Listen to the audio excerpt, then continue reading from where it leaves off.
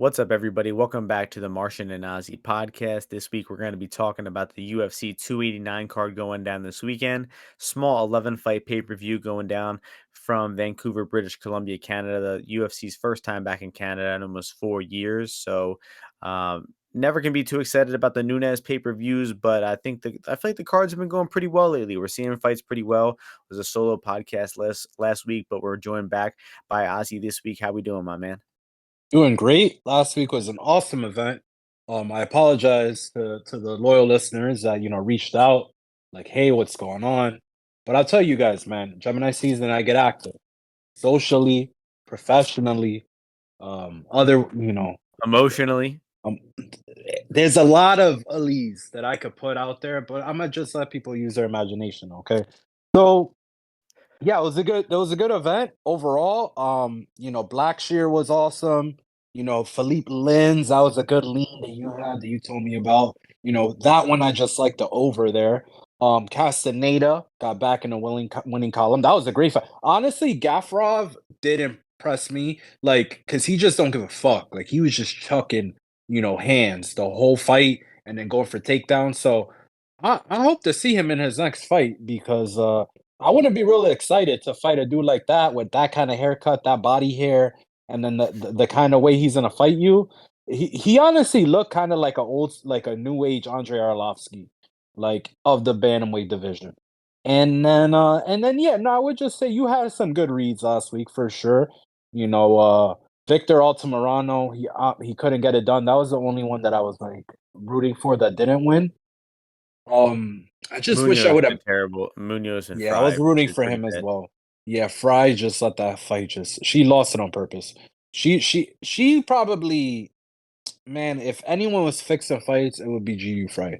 She has like they said on the broadcast a bunch of times, she has 3 degrees after all.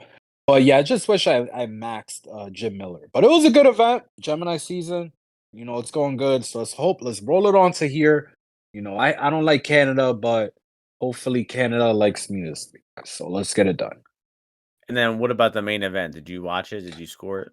I did watch, I was not watching super closely, but I did have it 3-0. I mean, I bet on Amir Abazi. I'm biased, but I had it 3-0 for him. I just felt like Kai France, like those strike counts, he wasn't really landing that. I just felt in the rounds, who said it? I forget who said it. They're like at the end of the round, like who would you rather have been in that round? And I felt like I would have rather have been Amir Abazi in the first 3 rounds. I thought he won, but I could see why people are upset. But there's no way bro. That first round, there's no way that's a definitive round. But people just say oh, there was 4 rounds and you could have gave him, so he should have won. Whatever, I don't give a Yeah. fuck. Yeah, I mean, I guess yeah, I wouldn't have a problem with either guy winning, but I wouldn't be outraged at either guy winning as well. So I mean, it's crazy how how influenced people are by the fact that like one fighter is more popular than the other, and that was clearly the case with Kai, and that's why you saw a lot of outrage for it. But I don't think there's anything wrong with giving Yeah. Amir the first 3 rounds. Kinda. You see, though, I'm gonna be honest though. I'm a hardcore MMA fan, Martian. Right? You saw my tweet this week that I was buying pay-per-views in 2006, bro. So that's a Right. long time ago. But I'll just say that fight, perfect example why flyweights are main events, bro. That fight sucked. People will fucking pretend. You'll probably lie. Oh no, it's so tactical. It's great. No, That it fight wasn't very fucking good. sucked, dude. And I would never watch that fight ever. I wouldn't even ever even if I had to for their next fights, bro. What do you learn from that fight? Literally nothing.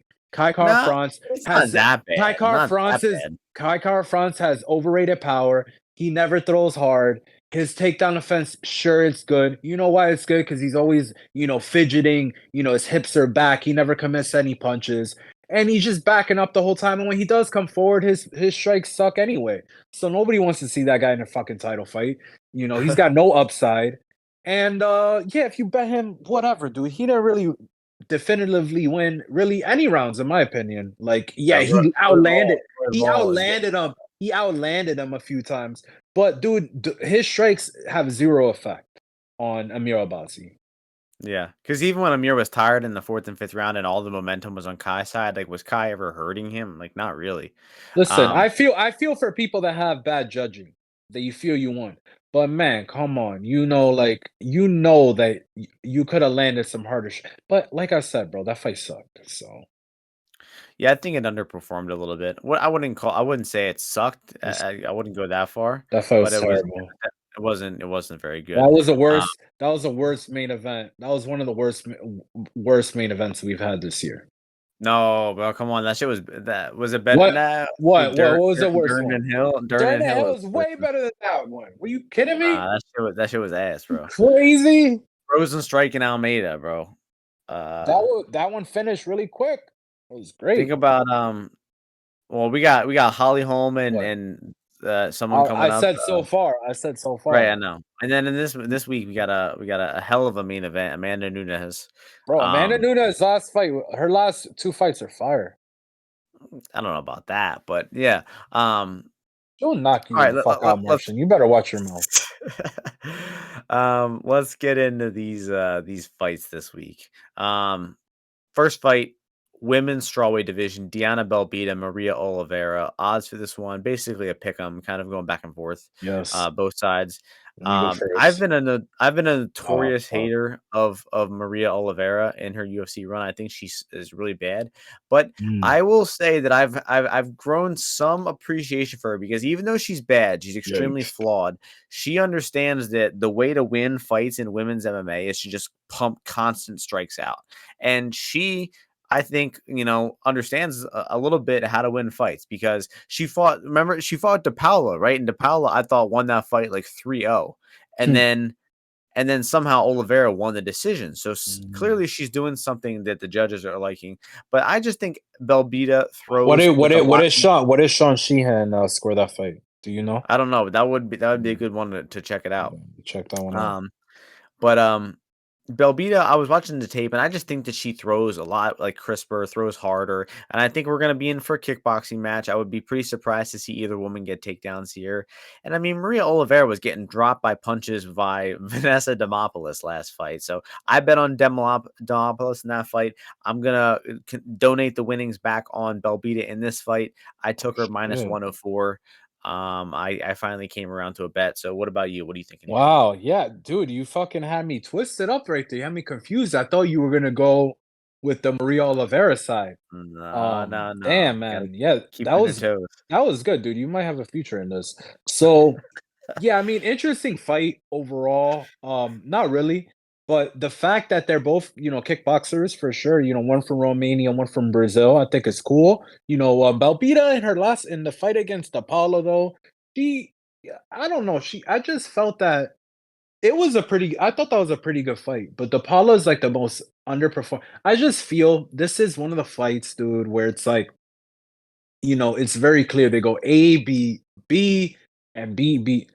However it goes, I don't wanna butcher it. Or A beat B and B beat C. So that means that A will beat C as well, right? Because they beat B and B beat C, right?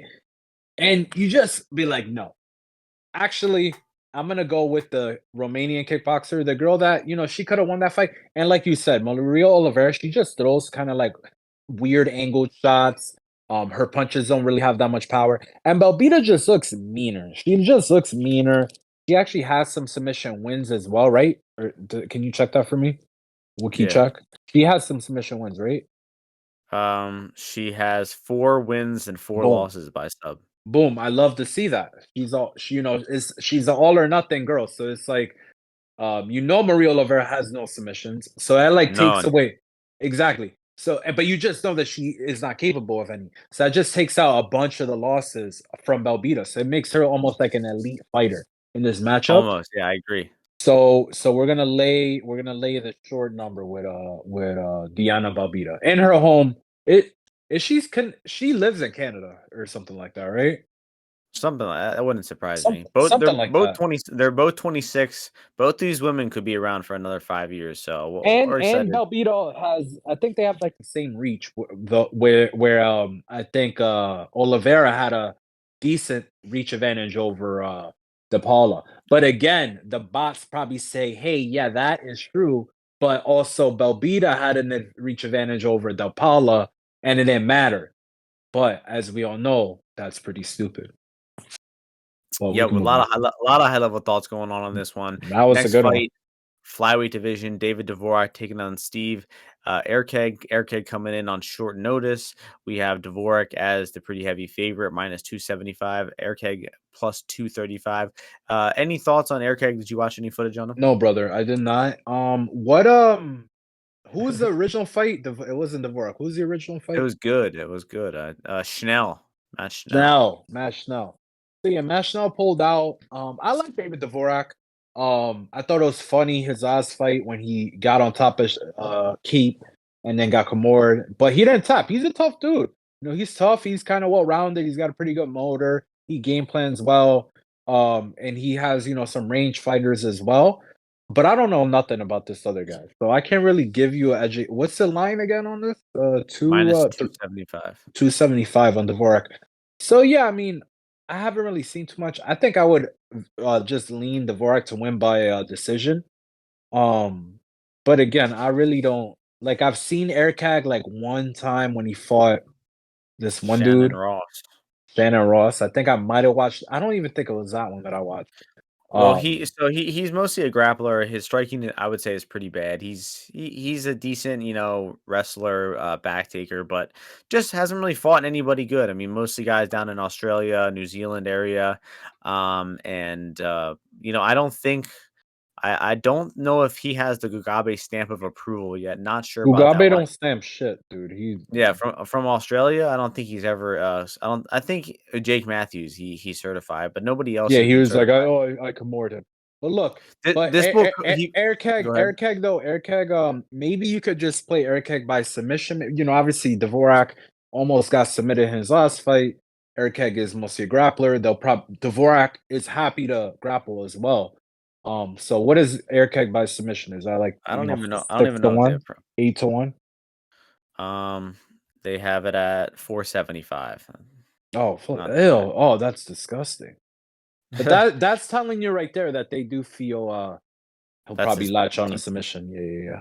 Yeah, I don't think. Yeah, I think. Well, for instance, his points line is 400. I think that I would be pretty surprised to see him win a decision because his cardio is not that good. If you the one fight you should watch, Ozzy, is a fight against Cody Hatton, where he puts Hatton in a bad spot in round one, and then round two he's kind of gassed out and getting outstruck. His takedowns are getting stuffed. Same thing in round three, but then he lands like a really lucky takedown in the last 60 seconds of the round, ends on mount and wins a close decision. But he lost like a good like 8 or 9 minutes in the middle of that fight because he was tired and couldn't get takedowns. And his striking's not good. So I don't think he's going to provide much of a threat for Dvorak here. If he doesn't get early takedowns, I would actually expect him to start maybe looking to get beat up in these later rounds here. So him coming in on short notice, maybe look to play Dvorak round two, plus 750 round three, plus 1,000 on Bet Online. I'm sure those will be better numbers on FanDuel when they come out in a day or two. So wait for those. Next fight will be in the featherweight division. We have Blake Bilder taking on Kyle Nelson.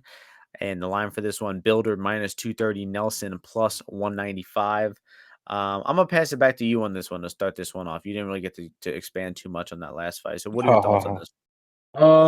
Yeah, I mean, just my thoughts here. I like Builder when he was like, minus that 205 area. I did bet him a little bit there. I just was kind of impressed by his UFC debut. Obviously, he had a few fights in CFFC, so I was familiar with him a bit from that. And he was very opportunistic, right? So we were like, all right, opportunistic guy. Rode him on the contender series where he was an underdog.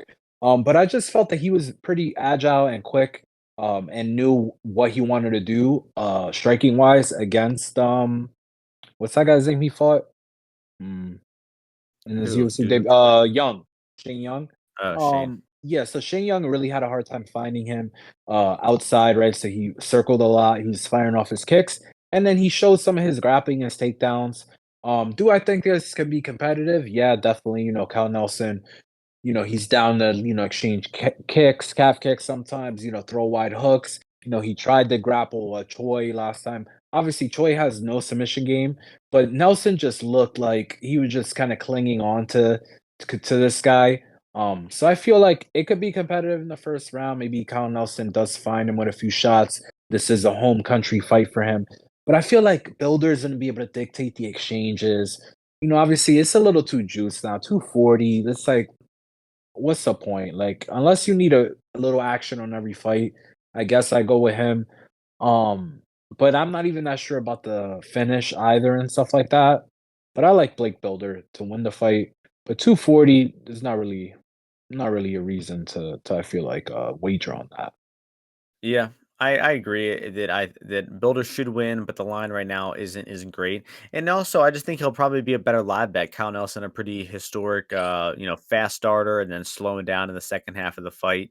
But I mean, it looked like in his first UFC run, he was at least throwing strikes and going for it, and like he provided some issues for like some decent fighters, like Billy Quarantillo, for instance. Because he just went out there and started swinging. Now it seems like he's going out there and just looking to get takedowns right away, and that worked to maybe win a round against your boy Jai Herbert. He got some success against Du Hu Choi, but then ended up just getting reversed every time. So I think he's gonna have to track Builder down here. Start grappling him, and if he doesn't get it done early, I think it's going to be hard for him to get to track Builder down in these later rounds. I know Builder finished, I think, every one of his fights before the his UFC debut against Shane Young. I'm pretty sure about that. No, he has a few decision wins. So yeah, I'm not too sure whether it's going to be a finish or a decision here. I'm going to go with the finish though, a second or third round finish, just because Nelson is such a historic guy for slowing down that I think it could happen here. It could get clipped, and then it seems like Builder has good ability to sub and to finish guys in the feet, so he could finish it either way. So um, Blake pretty Builder. Pretty good matchup there. Unfortunate for Kyle Nelson. He's going to get his ass whooped in his hometown or in Oh, his home country. Speaking of Canadians getting their ass whooped in their home country, the next fight is the bantamweight division. Alichi Lang taking on Ayman Zahabi. Odds for oh, this one: Alichi Lang -115, Zahabi -105. Guys, I'm finally converting to the Alichi Lang name. I called him Aori for fights and fights and fights, but now I'm gonna respect his Mongolian name of Olichi Lang, how they call him on the commentary. And let me tell you something, guys. Olichi Lang is winning this fight. I think he is because Sahabi is he's just a low work rate kind of guy, and that's he's pretty decently skilled everywhere. It just doesn't really seem like he's fully invested in MMA. I know I said this a little bit in his last fight against Tercios, and Tercios laid oh, the egg of the yeah. century Don't talk about it. the egg of the century in that fight. But I just think Alishi Lang is going to work much harder than Zahabi here. I think that he's going to throw out more strikes. He's more likely to attempt takedowns. His cardio is not the best. He has slowed down in round three of some of his fights, but I just think this Aori's meaner. I think he's a little bit more physical. He's pretty strong in these clinch positions, and I think that they're gonna tie up. I trust Aori or Alishi Lang to end up on top. And I just expect him to hustle his way to a decision here. So I like him in this spot. Any thoughts for you here? Man, this is a tough fight because Zahabi, I just hate this fucking guy, man. This guy, that last fight was horrible. But then you just know that like he's a weasel. So like he will do whatever it takes to win. And honestly, I don't want to be on the other end of it. Because Iori, Arichi, whatever the fuck you want to call him. I am calling him Iori, that's easier. But in that fight against Jay Perrin, dude, that was a concerning fight. Because in every round, Jay Perrin had significant success against this guy. He was hitting him with punches, he was getting in on takedowns, he was finishing takedowns. And this dude, Iori, like, I don't know, he kind of reminded me, I don't know, it just didn't seem like a kind of guy that will definitely win often because he's just gonna be competitive with these guys. It's like he's like a my turn, your turn guy. And if he could blow you out of the water, he'll do that. But this definitely not gonna happen with Zahabi because Zahabi does not engage. He's the better grappler. Um, he's a better grappler. He throws these little bullshit ass kicks, and he's just gonna not be there. And Jay Perrin was hitting this guy pretty clean on numerous times because this guy just had, he just kind of closes his eyes sometimes and just exchanges. So I just can't do it. So I'm gonna stay away from this one, dude. But I'm looking at this over. It's 205 -205 to go over 2.5. So you don't feel that Iori could finish or would finish this to Zahabi? Like, you don't think it like, how do you think that fight's is gonna be a striking fight and, like, Yeah, nothing's gonna I think happen? if anyone's finishing it should be Aori in my opinion, but, yeah, his no scorecards I feel like, man, you're gonna be really upset when, like, this dude Zahabi shoots a double leg on Iori, Iori gives up his back, and then he's gonna body triangle for 3.5 minutes. So Yeah, that would surprise me, so we'll see. it would? Yeah. Mm, Yeah, when's the last time it was a hobby interesting. shot an offensive takedown on? Good point, Martian. Honestly, actually good counter. Maybe I should He's go hit with him. he's hit 1 in his UFC career against Vince Morales. Yo, That's that J crazy, Pa bro. He lost to Vince Morales? He got doubled up on strikes to Vince Morales. that Come J on. Parent fight was bad though for Ricci, dude. Yeah, in the 3rd round, I would say, yeah. That was an ugly fight, dude. But the Durden fight was a good performance. He probably deserved to win that one. All right, let's move on.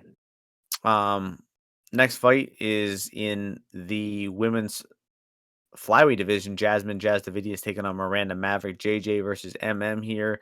Miranda is -310. Jasmine is +260. Your turn to start this one off. Riveting contest. No, man. Yeah, I don't really have an opinion. Who's Jasmine fight Maverick?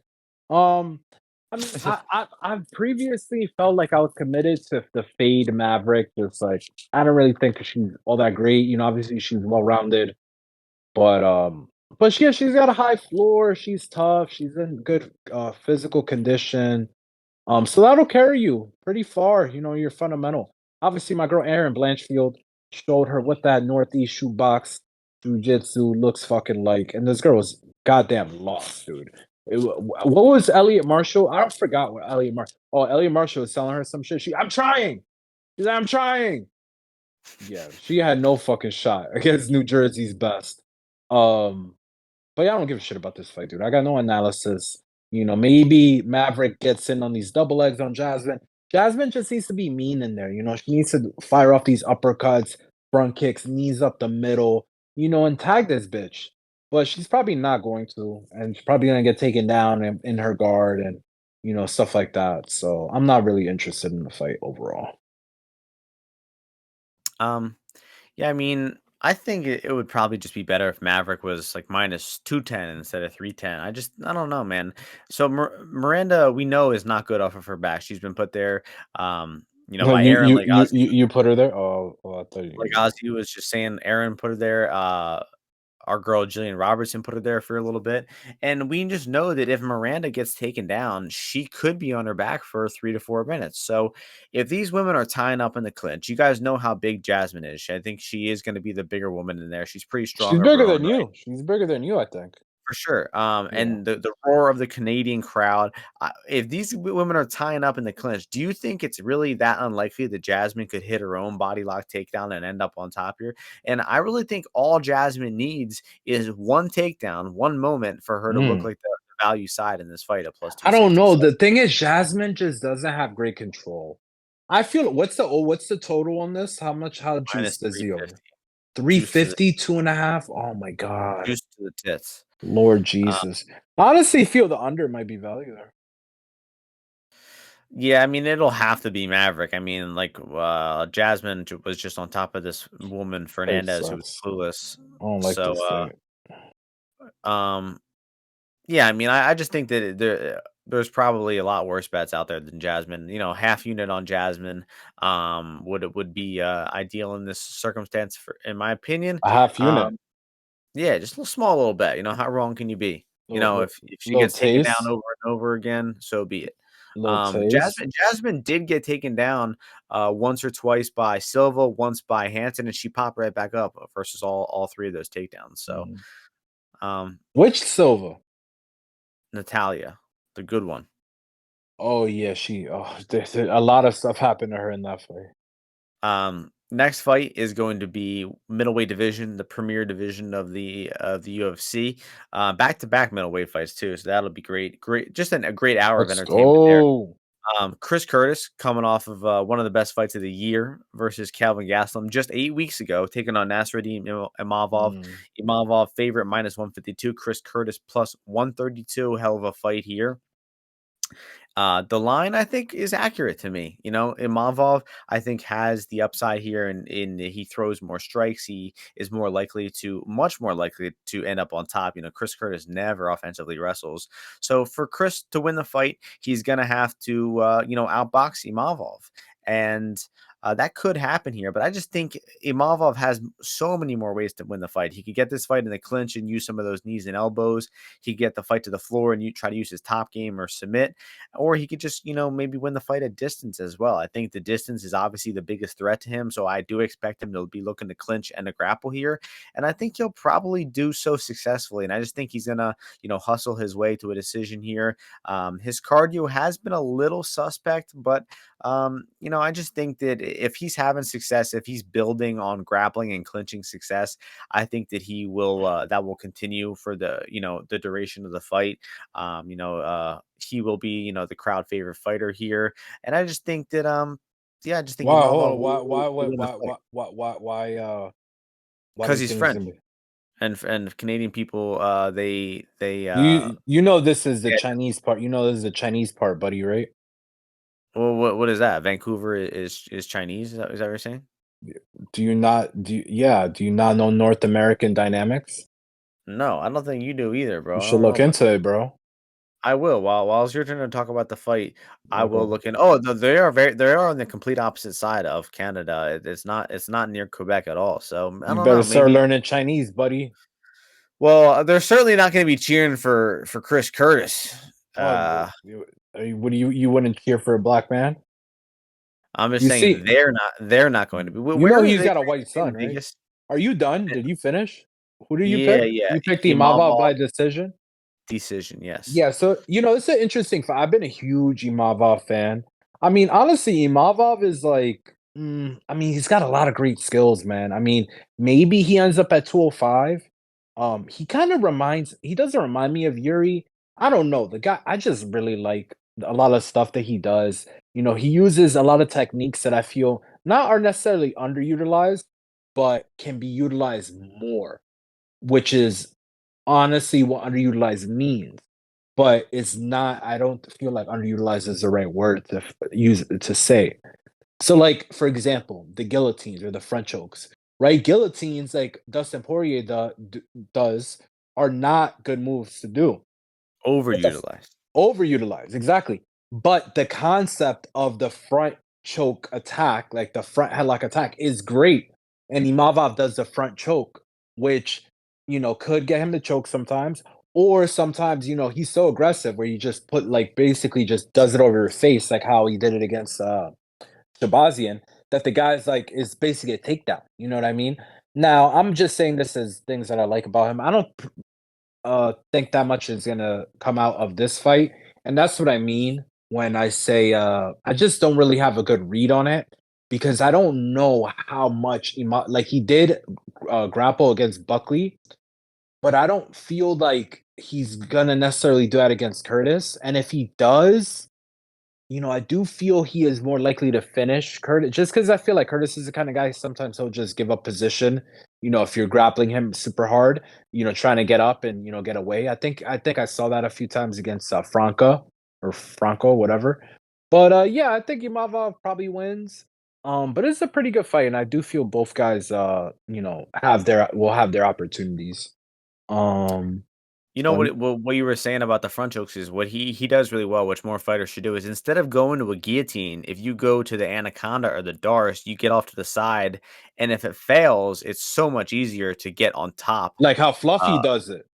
yeah, like if you do guillotine, you go full guard. That shit fails, you're on your back. But if you go to the anaconda or to the Darce and it's not working, especially the anaconda, you can just posture up, get on your knees, and then you're on top.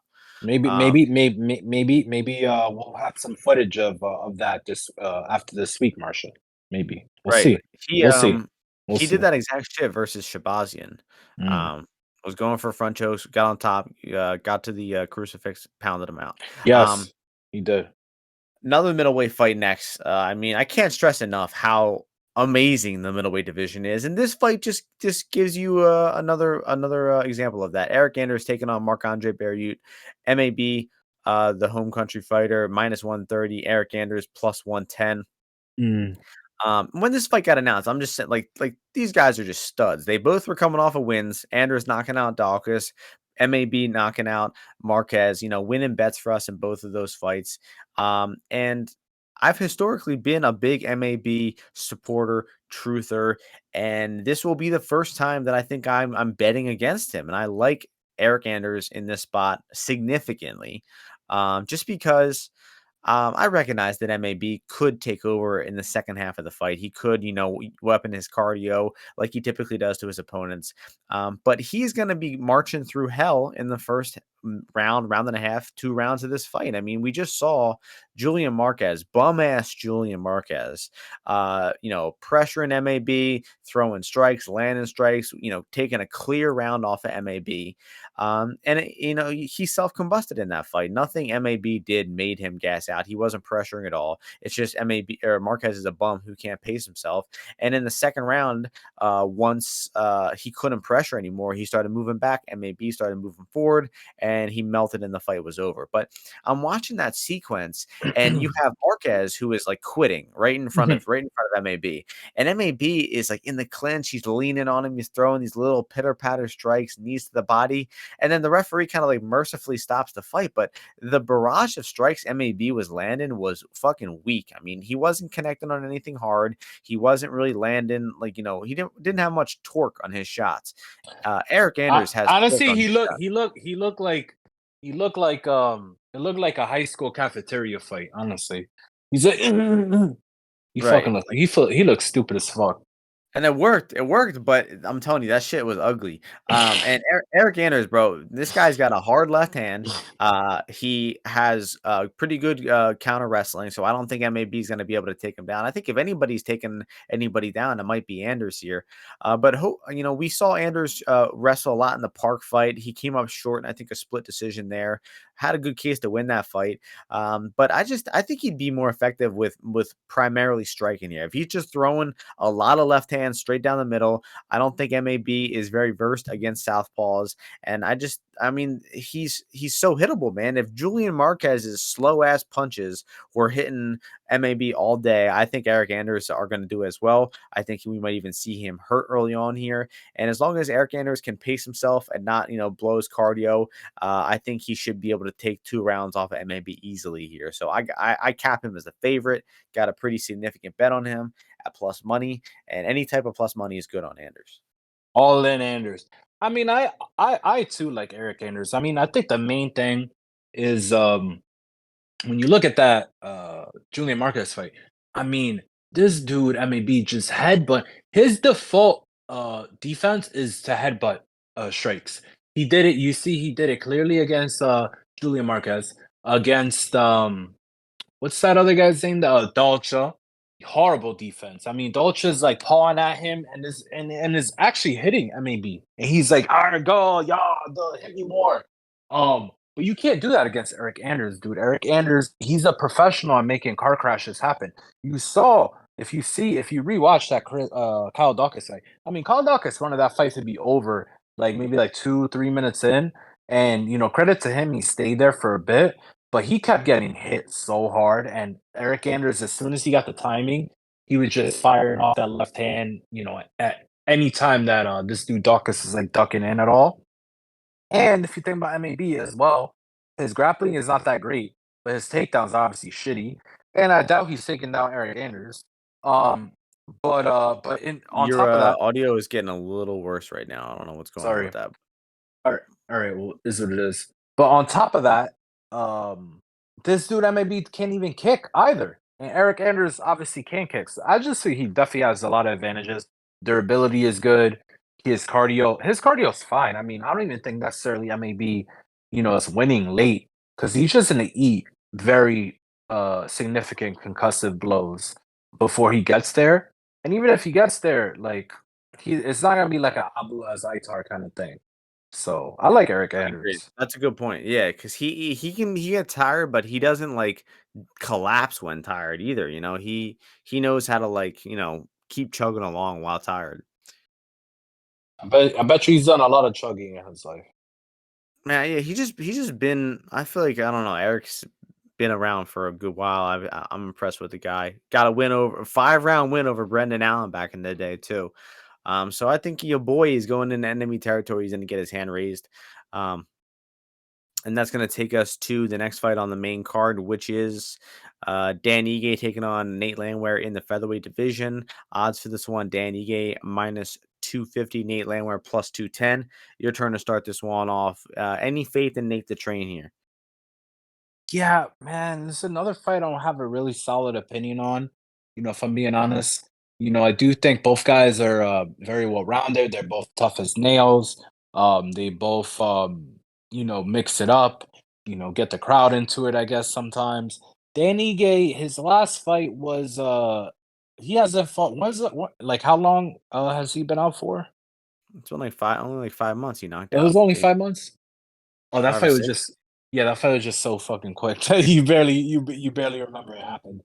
Um, but what's it called? Yeah, so I just feel like there's gonna be a lot of exchanges in this fight.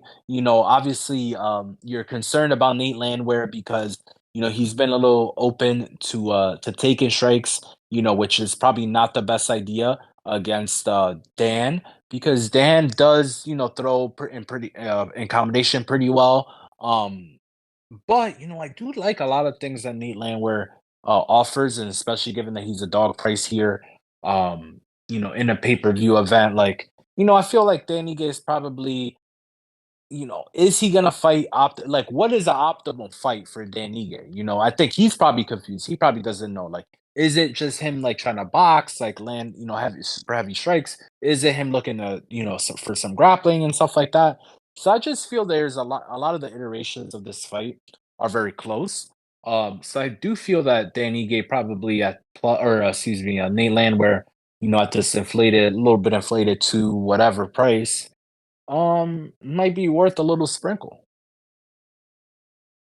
I hate this position I'm in because I'm in the point where I'm advocating against a plus 200, but I'm not also advocating for laying minus two something on Nige because I don't know. I think this price on Nate is just enticing enough to make it considering worth the bet. But man, I just think that this is a really tough fight for him. I think well, I know that it's a massive step up in competition. I mean, Nate, it was going from fighting guys around like the 50th best, like, guys like Austin Lingo, and now he's just being thrown right into like the fringe top 10. And it's a big step up. David Onama, Ludovic Klein, Austin Lingo. I mean, those guys are like 40, 50th, and 60th best in the division.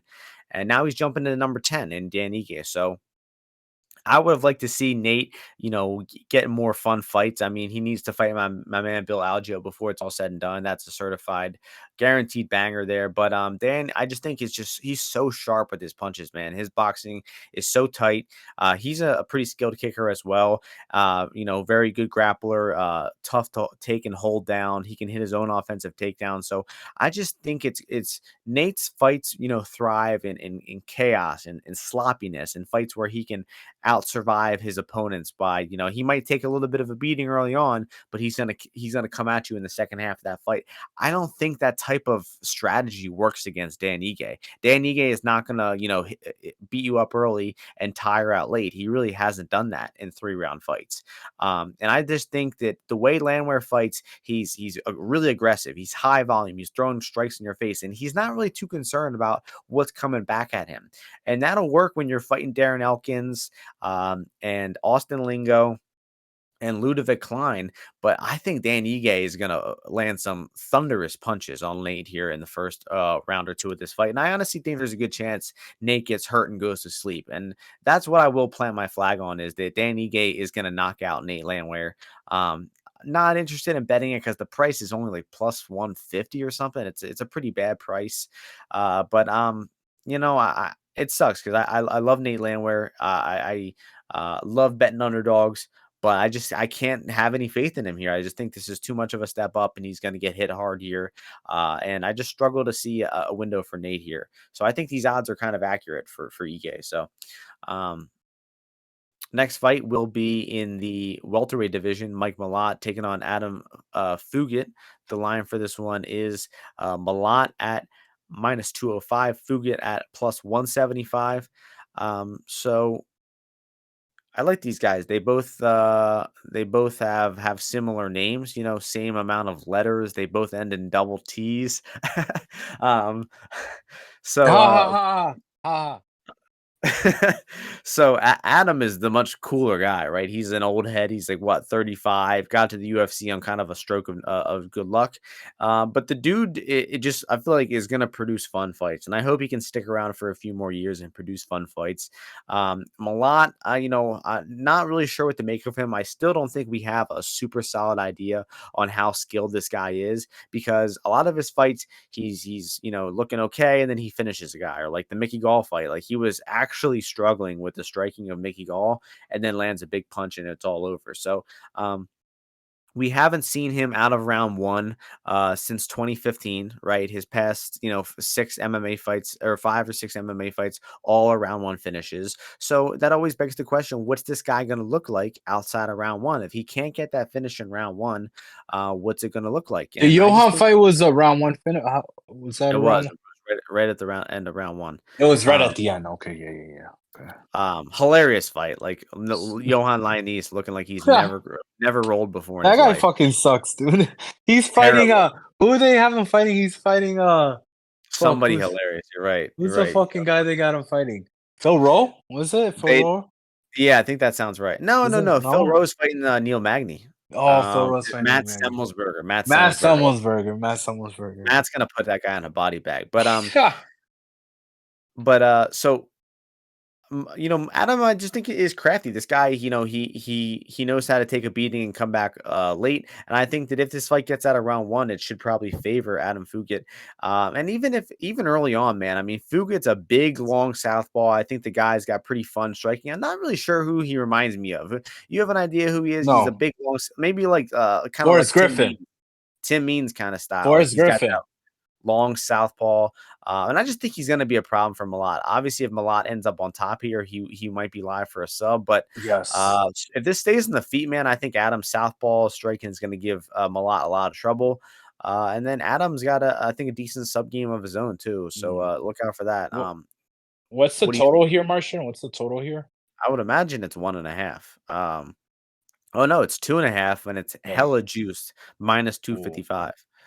You see, I'm sure people bet it up. I think maybe that over could have maybe had some value here. I just feel it's a fight where, yeah, like you said, a lot.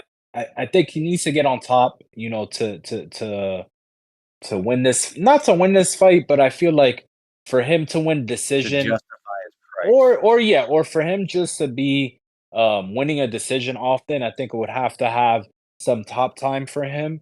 I do think potentially he could get that, but I do see potentially him, maybe just not being able to find Fugget a lot with his strikes on the feet, maybe getting a little frustrated, seeing a little bit of clinch time here. Because I don't really think he's had a lot of experience against southpaws either. But also Fugget, he's a counter striker. Um, so you could potentially see Malott maybe being very aggressive, and because he did, it would be a change of pace for him though, because the knockout in his last fight was kind of him countering, if I remember correctly. And but so yeah, we'll see what happens here. Is this on the main card? Or you said is this the last Yeah, fight in the yeah. prelim? This is the first fight on the main card. No, third fight on the main card. This is what was the last fight we talked about? Ige and Landwehr. Got you. Okay. Damn, this is the third fight on the main card. All right. Well, all right, well, hopefully they put on a show. So we got 2 fights left. Yeah. Copy. All right. Cool. So if I were to make a pick, is Fugget 175 right now? Plus Yeah, 175? bro. You got the odds up or anything? Like, what are you looking No, at? A blank screen here? I just don't care about Canada, dude, and whatever. So this fight, I'm not betting it. But if I had to lean one way, I would take Fugget. But just like how I bet Malott submission in his last fight, I think Malott submission again here could be good. Both these guys have a round one finish over Solomon Renfro. Salman Renfro's the GOAT. CFFC veteran for Mike Malad. I don't like that, but I still think I'm going with Fugit in this one. I'm gonna bet Fugit. Um, That's going to take us to the co-main event, banger of a matchup here, lightweight division. Beneil-Dariush taking on Charles Oliveira, minus 145 for Benny Dariush, plus 125 for Charles Oliveira. Your turn to start this one off. Benny Bills has been amazing for me. I've ridden this guy pause for literally like every one of his fights. People are like, "Oh man, you're crazy." I think he was like plus money against CDF. That was nuts. He was like minus 140 against Tony Ferguson. That was nuts. But Did I he will close? He say, closed. He closed like plus 225 against Gamrot or something. I remember. Gamrot, that was nuts. I remember we were arguing with that idiot who who was like, "There's no way Benny can win." Obviously, Benny got it done, and Benny's So really that well same that rounded. same guy that same guy has a max bet on Benny Dariush in this fight. By the way, The guy's an absolute nutbag. That dude's an idiot. He's so stupid. But so yeah, I mean, he's in this fight against Charles Oliveira. I'm very torn on this fight, but I've got no like FOMO about, oh, I miss Benny like minus 115, minus 120, because just this guy's been stacking bills, bro.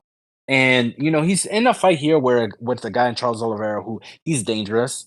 He uses kicks, knees, punches, right? His counter striking has gotten better, right? You saw that against Chandler when he uncorked that left hand in the second round right away. So when he finds his timing, he's dangerous on the feet. Obviously Benny is as well. With that, and I feel that they're gonna exchange shots, and they're both there to be hit. I think a bit. I would say Benny keeps his hands up a little bit more, utilizes the kicks. I feel a little bit more tactically. While Charles Oliveira, he's just a lot of times just trying to incite chaos, right? He's just like trying to throw punches, throws combinations, leads into his kicks, throws what I would call what I call sticky punches, right? So he'll throw like a jab or a cross, at you, and right from hitting you maybe on the gloves or in the face, whatever it is, his other hand of that same side hand will get a like a tie clinch or a necktie, and start working his clinch game. So I love all that stuff that he does. But I do feel Benny has a lot of counters to Charles's offense. So I think it's gonna be a great tactical fight for sure. We'll see if Charles his defense is up to par early on. If it is, I do think he could put Benny in trouble. But if it's not, and he's fighting a little bit more defensively, which I'm curious on how rabid Benny comes out. I think it could be, could be difficult for him. But like I said, I got no FOMO on missing out or not betting on Benny. I do think he will probably win this fight just because I like his power with the left hand. I like how he is really intelligent on how he's approaching these fights. But man, I respect the champion, the former champion Charles Oliveira. But I don't always like to bet these guys too much. Like coming off a title fight, like a lot. Like look at Kai France last week. Obviously I won that. I'm not trying to lap it, but it just I don't know. I feel like sometimes it's a little hard to get up, for that next fight. You've seen it a few times, like Tyron yeah. Woodley after he fought Kamaru Usman and he fought Gilbert Burns, and people are like, "Oh, Gilbert Burns, he should never." He's Gilbert Burns is like plus 170 against him, plus 180. People are like, "Oh, it should never happen," and they just don't really show up. Something's going on. And that could be the case with Oliveira. We'll see. He had the injury stuff as well. So I think all those things contribute to the steam on Benny. But I'm good. I'm not gonna get caught with my pants down, laying an extra quarter, here because I need action. So that's not happening. So Yeah, it's a bummer. I had plus 105 on Dariush last time, and I got a problem with fucking DraftKings. DraftKings has been a great book for Americans, but I had plus 105 on Dariush. The fight got moved. I checked my bet, it's still there. I checked my bet a month later, it's still there. 6 weeks later, it's still there. And then the seventh week, they fucking void it at plus 105, and then now it's down to minus 145 or um, sitting out here. It was a little bit better of a price, maybe a week ago. But yeah, the value has probably been taken away here. Like I said, it's just I think you have to force your hand at this price. I mean, I wouldn't want to be laying 40, 50 cents against Oliveira. So Benny should win the fight. The matchup should favor him. I believe the southpaw boxing is going to give Charles some problems. We saw it versus Islam Makhachev. That straight left hand was hurting Charles in that fight. I think the offensive wrestling is good enough from Dariush. The problem with Oliveira is you take him down, you have to be worried about his subs, his sweeps. But Benny Dariush is an extremely high level grappler. And I really think that we Ozzy and I talk about this sometimes, like who's maybe the best grappler in terms of like blending wrestling, top game for MMA. I really think Beneil is Benito-Dariush! is Yeah. one of I like how he the goes. I like how he goes for leg locks too. He goes for leg locks in an intelligent way, and then he'll just use it to do some funky jujitsu to fucking get on top. And hopefully, maybe Martian will have some footage of that coming up. We'll I see. think like I would say like him and maybe Damian Maya are like two of like the best overall grapplers in terms of jujitsu, grappling, right up there with like GSP. So I think that he could win the fight on the feet or on the floor. I think that maybe some knockdowns are in play here for Dariush. The way I can see Beneil losing the fight is if he shoots takedowns, Oliveira digs his underhook, and then we start seeing that clinch game of Oliveira where he is nasty with knees and elbows in the clinch. He can jump on a guillotine choke or something from the clinch.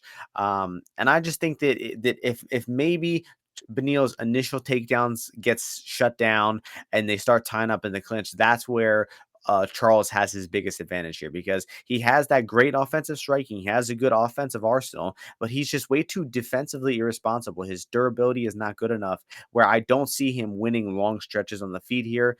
I don't see him having his own offensive takedowns on the feet or on the Mm. ground here. So I think it's going to have to be in the clinch if Oliveira is winning this You fight. know So what, Martian? That's a good point you're making because Beneil's like we saw in the Gamma fight, his counter wrestling is just really, really, really, really good. So I mean, I could see maybe Oliver getting maybe the most likely takedown. Maybe he could finish is maybe some clinch kind of stuff. But man, this should be a great fight. I'm really looking forward to it. What's your outlook on Oliveira? Like, how many like do you think like Oliveira is like a guy like you think he's hanging around like? You think we see like a Holloway fight or a McGregor fight down the road? Like, what do you feel his I don't think career outlook? I don't think he'll fight either one of them. I don't know. I Mm, think he's gonna I wouldn't say fall off, but I think he's gonna start fighting back to like, maybe top 10 competition, top 15. And I think, within a year or two, I think he's gonna start losing fights that we never would have thought he was gonna interesting. lose. Like he's I gonna don't know. lose. I feel like Oliveira, he's like the most high profile Brazilian guy, and I mean, he's gonna have to be a high profile even even if he loses this one. I feel like that Holloway fight is very likely to happen at Like I some could see point. them giving him to like Sarukian or something and then losing really badly. No, And why would you do that fight instead of doing like the Holloway fight? That doesn't make I mean, I sense. would I would book him in exciting fights, but I feel like the UFC might use him. Like they might give him fucking like I said, they might give It's him Grand Dawson. or you can yeah, there we go. That would be good. Um all right, moving along, main event time. Irene-Aldana getting her title shot against Amanda Nunes. Crazy thing is, this wasn't even supposed to happen. It was supposed to be Amanda Nunes versus Juliana Pena for the third time in a row, which nobody in the universe knew why that fight was being booked. Luckily, we get Aldana instead. I guess it's a little bit better. Amanda Nunes minus 335, Irene-Aldana plus 260. Yeah, I mean, just rewatching Aldana's last fight, I mean, she's getting taken down and stuck on bottom versus Macy Chiasson, who is terrible, quite frankly. No, she was not stuck on bottom, bro. That was right where she wanted her. No, no, Yes. no. She got taken down, body triangle, and had her back taken in round two. I mean, That's uh, insane to get body triangle by Macy Chiasson. it really is. And it's the thing is Macy has little to no striking threat. And she was still able to get the fight on the floor. So if you're fighting Amanda Nunes, who is a much better wrestler, grappler than Macy Chiasson, and also a much better striker than her, much more dangerous, I just don't see any reason why Nunes won't be able to get her way in the clinch and get these takedowns. And I mean, she might be stupid and keep the fight on the feet and make it closer than it has to be and give Aldana a shot. But I think Nunes should have an easy, path to victory here. all she has to do, watch out for a little armbar. Aldana did get a good armbar attempt on Chastain. She did armbar our girl Betch Kohea back in the day after, arguably she kind of needed that armbar. Like she might have lost that decision to Irene Aldana. But I mean, the Holly Holm fight takes her down, pins her against the cage, takes her down over and over again. If Amanda Nunes watched any tape and knows how to exploit her opponent's weaknesses, which I think she does, I think that she's going to get easy takedowns here, which leads me to a bet on the fight. And I am betting on Oh Amanda Nunes shit. to Oh get a shit. submission at plus 500 odds. I just No. think that, It's when not she's, gonna happen, my friend. It's not gonna happen. oh, she's going to get it. She's going to get it. You're not even gonna get close. All right, let's hear it. How do we make money on the fight? Ah, man, I think you take the over here. You rely on Mexican durability. You rely on the Martian, what he's saying not happening, the submission. But the main thing is why I don't think the submission is going to happen is obviously, man, these Mexicans are working on their fucking ground game, right? Brandon Moreno, Alexa Grasso, their coach Diego Lopez, almost Nibar Mazvar. Craig Jones, he also spoke about it a little bit about how offensive these guys, or Yair Rodriguez as well, how offensive these guys have been, and girls, right?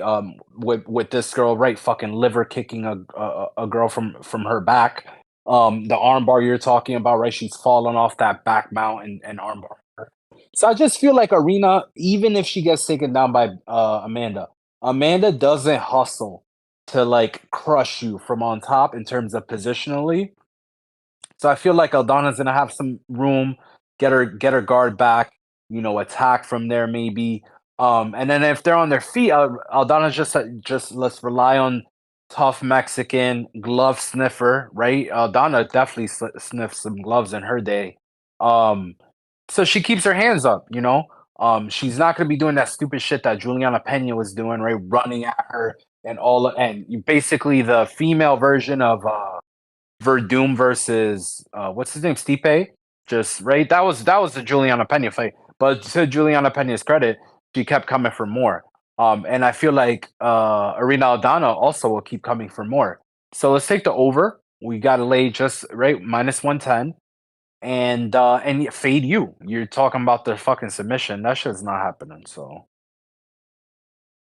5-1. Wait, is the over juiced? no, it's like minus 110, isn't it? Minus 115. Wait, the 2.5? It's minus Yes, 130. 2.5. Well, I saw minus one, like minus 115. So whatever. I think Shop if it around. makes it, I think if it makes it over 2.5, it's going the full 5. I think it'll either Yeah, be over ladder it. and Hit it with the it'll ladder. either, yeah, that's true. But think And about it, dude. Who was the fight right before Juliana or the cyborg or Nunes? I don't know, Megan Anderson maybe. Yeah, so this is what I mean. Like Megan Anderson, like she's not a tough girl. Whenever this girl's fought tough girls, Felicia Spencer, Raquel, Holly Holm. Oh no, Holly Holm got head kicked in the first round, but that was kind of a fluke. But most of the time, I feel like the fights have gone a little bit later. So Aldana's definitely tough. Yeah, she is. Yeah, I mean, I think when we saw Pena, I mean, she dropped Pena fucking 5 times and couldn't finish her. I think she I'm kind of sucks saying. at fight. If she can't find like a kill shot on the feet, she kind of sucks with following those. Maybe since she became a mother, she's not as open to hurting women because she has a Yeah, daughter. and then she just wants to submit them. All right. Exactly. Also true. Maybe we do them both, bro. Maybe we do the over and submission. You can't say that 5-1 is not enticing, bro. 5-1, give me that. That's good. That's real good. But I just feel like Aldana has decent jujitsu, so it's not like It I is, mean, yeah. Amanda Nunes' jujitsu is not that good, dude. She's got good wrestling. I feel like her wrestling is definitely superior to a lot of girls, but her jujitsu ground game, I don't think is that much better. That's true. All right, that's enough. 11 fights, Amanda Nunes pay-per-view. Not too much First to be week excited about. of how many in a row? 14, 17? How many? Last week was the first week. I think this is Oh, week last 2 week. out of 12 in a row. So 12 in a we'll, row. Nice. we'll be Yeah, back next with week. Yeah, next week I We gotta get this. I'm not watching. Next week is gonna be Next week I'm not gonna get to watch that event at all. So we'll see. all right, got you out of here in just under an hour. I Hope you survived. I survived that fucking New York. a Great thing, smoke storm. A smoke storm. bro. Yep. That shit was crazy, dude. Now I know what these motherfuckers in California be talking about, but that was wild. All right. Well, don't let it ruin the rest of Gemini season. We'll be back No, next week. sir. Hope everybody Two- wins some bets, enjoys the 10 fight. days left. Let's We'll go. see you all next week. Peace out, everyone.